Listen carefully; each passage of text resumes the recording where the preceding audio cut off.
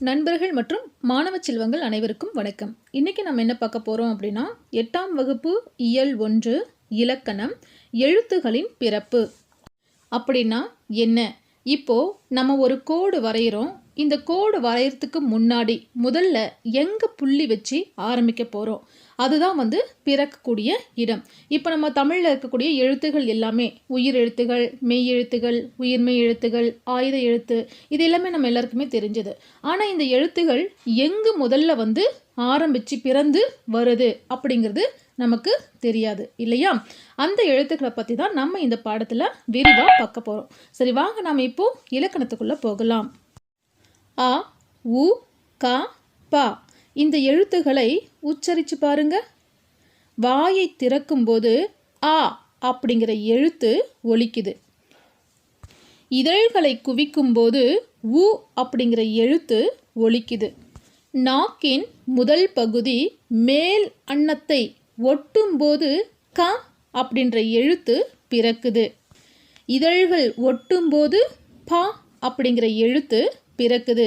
இந்த மாதிரி ஒவ்வொரு எழுத்துக்கும் பிறக்கும் இடமும் பிறக்கக்கூடிய முயற்சியும் வேற வேற மாதிரி இருக்குது.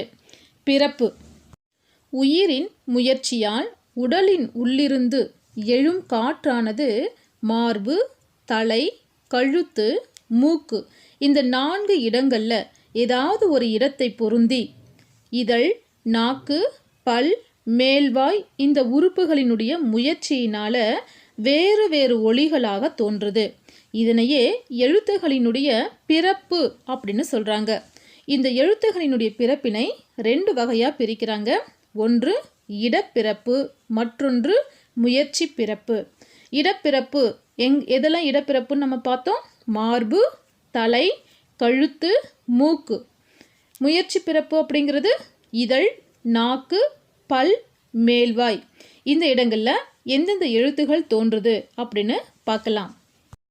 எழுத்துகளின் இடப்பிறப்பு.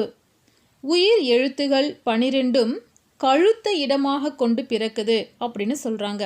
சரி, இது எப்படி நமக்கு தெரியும் அப்படின்னா, உங்களுடைய கைகளை கழுத்து மேலே வச்சு இந்த எழுத்துக்களை உச்சரித்து பார்த்தீங்க அப்படின்னா அந்த கழுத்துக்கிட்ட இருந்து ஒரு அதிர்வலைகள் உருவாகிறத உங்களால் உணர முடியும்.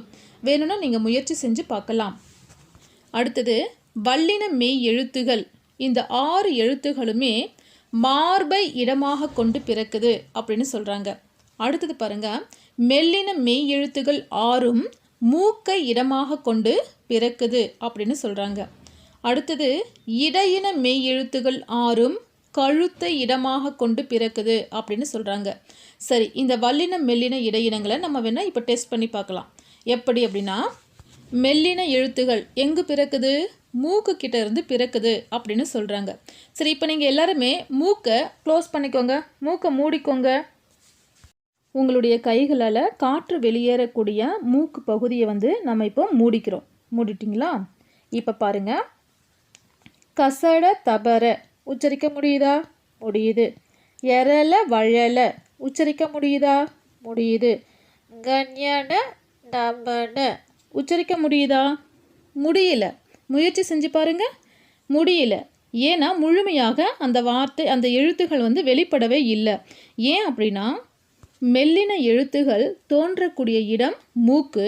அந்த மூக்கிலிருந்து தோன்றி வெளியேறக்கூடிய பகுதியை நம்ம அடைச்சதுனால அந்த எழுத்து முழுமையாக நம்மளால் உச்சரிக்க முடியல. இப்போ கைகளை எடுத்துட்டு சொல்லி பாருங்க. கண்யன நமன உச்சரிக்க முடியுதுங்களா? தெளிவாக உச்சரிக்க முடியுது. அடுத்தது ஆயுத எழுத்து. இது தலையை இடமாக கொண்டு பிறக்குது. சரி, நம்ம எழுத்துகளினுடைய இடப்பிறப்பு பற்றி பார்த்தோம். இப்போ நம்ம எழுத்துகளினுடைய முயற்சி பிறப்பு பற்றி பார்க்கலாம். உயிர் எழுத்துகள் அ, ஆ இதை உச்சரிக்கிறதுக்கு நம்ம எப்படி முயற்சி செய்கிறோம்? வாயை திறக்கிறதுக்கு முயற்சி செய்கிறோம். அப்போது வாய் திறத்தலாகிய முயற்சியால் பிறப்பது அ, ஆ. அடுத்தது இ, ஈ, எ, ஏ, ஐ. இந்த எழுத்துக்களை உச்சரிக்க நம்ம எப்படி முயற்சி செய்கிறோம்? வாய் திறக்கும் முயற்சி கூட சேர்ந்து நாக்கினுடைய அடி ஓரமானது, இதுதான் நாக்கு, இதனுடைய அடி ஓரம், இந்த ஓர பகுதிகள் மேல்வாய் பல்ல போய் பொருந்தி நிற்குது. அதனுடைய முயற்சியினால தான் இந்த எழுத்துகள் பிறக்கிறது. அடுத்தது பாருங்க, உ ஊ ஒ ஓ ஔ. இந்த எழுத்துக்களை உச்சரிக்க நம்ம என்ன முயற்சி செய்கிறோம்? இதழ்களை குவிக்கக்கூடிய ஒரு முயற்சியை நம்ம செய்கிறோம். அப்போது இதழ்களை குவிப்பதால் பிறக்கக்கூடிய எழுத்துகள் இந்த எழுத்துகள். அடுத்தது மெய் எழுத்துகள் எப்படி பிறக்குதுன்னு பார்க்கலாம். இக்கு இங்கு இந்த ரெண்டு மெய்களும் நாவினுடைய முதல் பகுதி அன்னத்தின் அடியை பொருந்துவதால் பிறக்குது அப்படின்னு சொல்கிறாங்க. சரி, நாவினுடைய முதல் பகுதி எது? இதுதான் நாவினுடைய முதல் பகுதி. இது நீங்கள் நினைக்கக்கூடாது. இது நாவினுடைய நுனி பகுதி, இது நாவினுடைய இடைப்பகுதி. இதுதான் நாவினுடைய முதல் பகுதி. இந்த முதல் பகுதி அன்னத்தினுடைய மேல், அன்னம்ன்றது எது? இதுதான் அன்னம். அன்னத்தினுடைய மேல் பகுதியை என்ன பண்ணுது? போய் பொருந்தி நிற்கிறதுனால தான் இந்த எழுத்துகள் பிறக்குது அப்படின்னு சொல்கிறாங்க. உச்சரித்து பாருங்க, இக்கு இங்கு.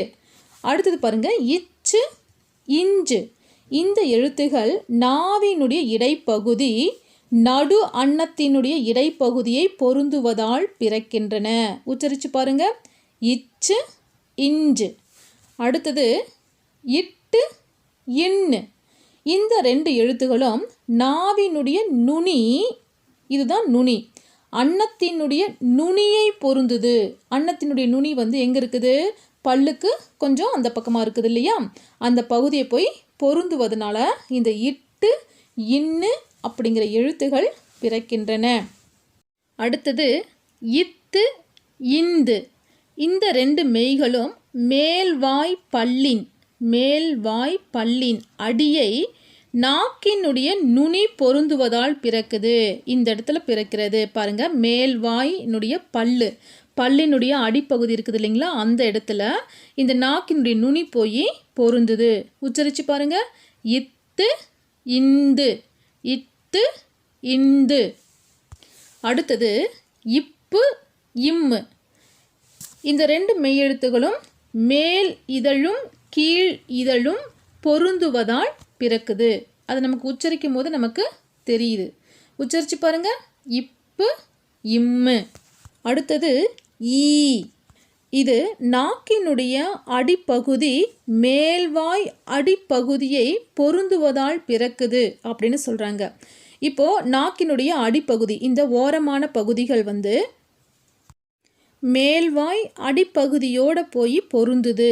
அதனால் ஈ அப்படிங்கிற எழுத்து பிறக்குது. உச்சரித்து பாருங்க, ஈ கொய்யா கொய்யா.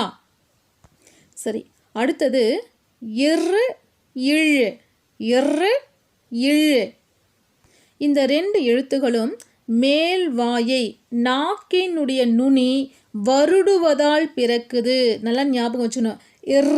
வருடி வருது, அழுத்தம் கொடுக்கல, வருடி வருது. இரு இழு.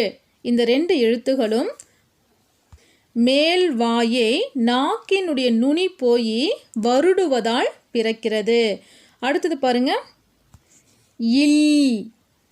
இது மேல்வாய் பல்லினுடைய அடியை நாக்கின் ஓரங்கள் தடித்து நெருங்குவதால் பிறக்குது. சொல்லி பாருங்க, இல், பல், கல், சொல்.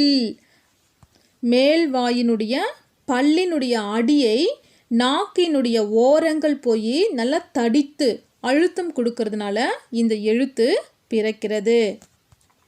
அடுத்தது இல்.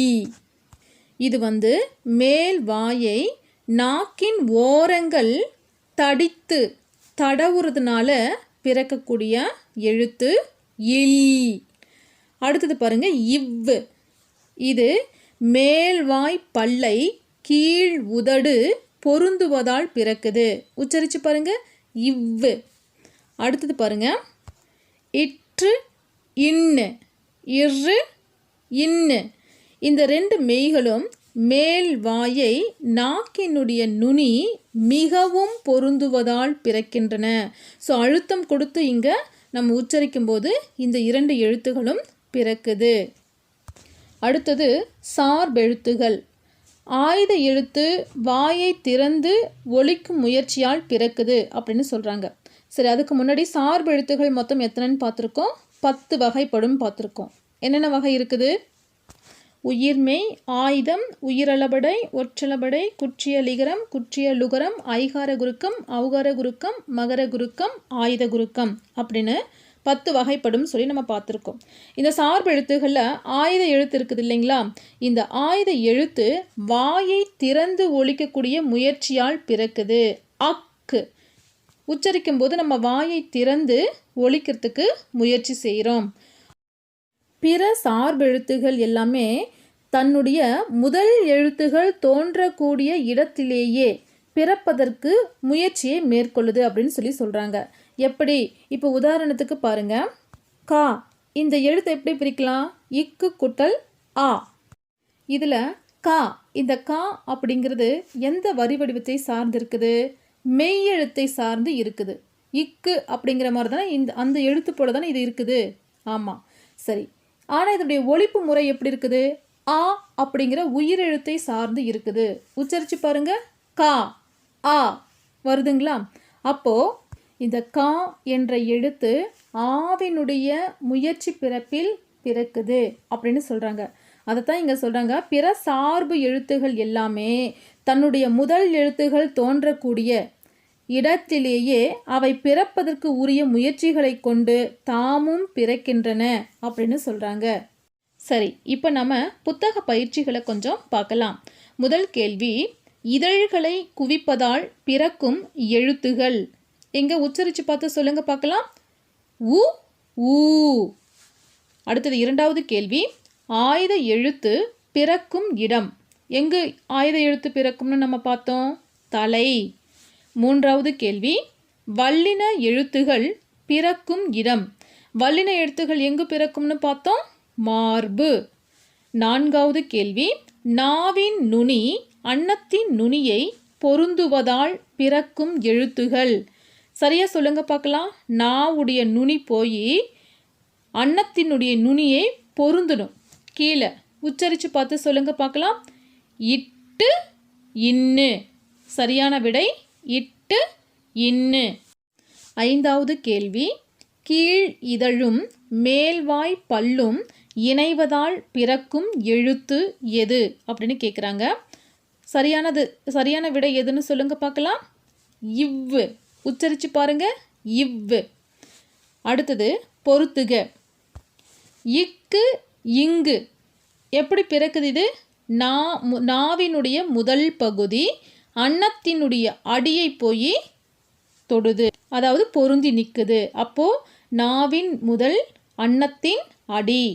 அடுத்தது இச்சு இஞ்சு. இது எங்கு பிறக்குதுன்னு நம்ம பார்த்தோம்? நாவினுடைய இடைப்பகுதியில் பிறக்குதுன்னு பார்த்தோம்.